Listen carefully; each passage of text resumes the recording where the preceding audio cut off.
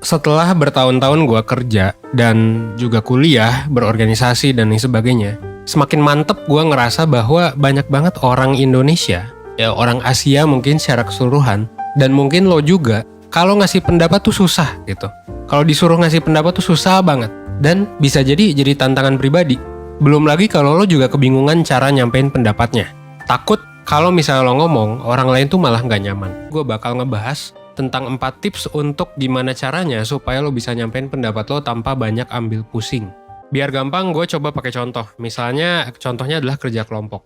Nah, lo kerja kelompok nih, terus lo dapet temen sekelompok yang nggak ngerjain porsi mereka. Jadi udah bagi-bagi tugas, tapi mereka nggak ngerjain.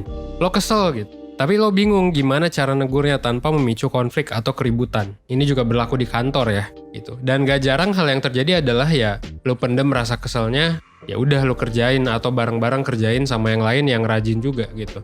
Pada dasarnya nyampein apa yang kita pikirin dan rasain emang gak semudah itu. Apalagi kalau misalnya kita nggak punya pengalaman atau jarang membiasakan tentang gimana cara ngelakuinnya.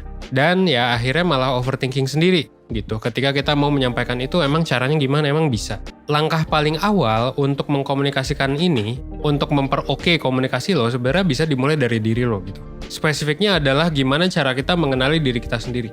Kita mungkin juga belum bisa mengenali diri sendiri. Kita mungkin nggak tahu kalau kita tuh lagi cemas, lagi marah, lagi sedih harus ngapain. Dan kalau misalnya kita nggak tahu harus ngapain ketika lagi ngerasain kayak gitu, mungkin di kasus yang tadi, ketika kerja kelompok atau ketika lu lagi kerja di kantor, terus ada yang nggak ngerjain, lu mau negur juga susah karena lu bahkan nggak ngerti sama perasaan lu sendiri gimana caranya untuk coping.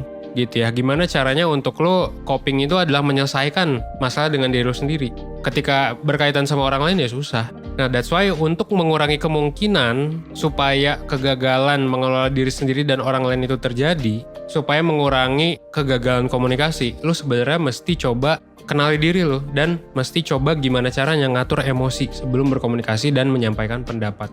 Lo bisa cari sih hal-hal yang bisa bikin lo tenang atau netral. Lo juga bisa ya latih ini dikit demi sedikit gitu ya.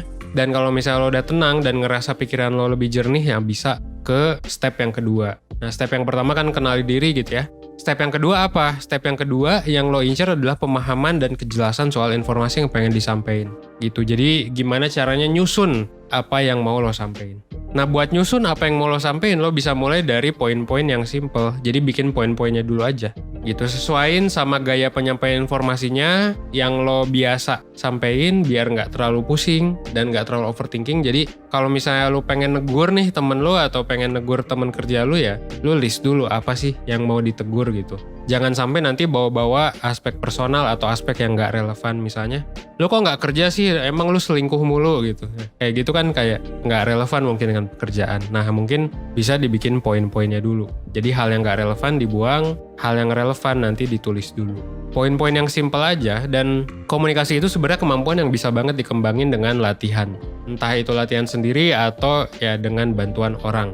Terus buat lo yang belum tahu nih, komunikasi asertif itu apa? Mungkin banyak dari lo yang baru denger gitu ya, komunikasi asertif. Ini adalah cara komunikasi yang fokusnya gimana caranya kita nyampein pesan kita dengan jelas dan gak miskom. Gimana caranya ini penting banget ya, karena bisa aja suatu kritik kalau disampaikan sama orang A sama orang B itu beda diterimanya. Padahal kritiknya sama tapi diterimanya beda dan itu bakal ngaruh ke kita bakal berantem atau enggak sama orang gitu kan. Dan komunikasi asertif ini bisa banget lo latih dalam berbagai aspek gitu ya. Mulai dari kata-kata yang bakal lo pakai sampai dengan ya intonasi juga.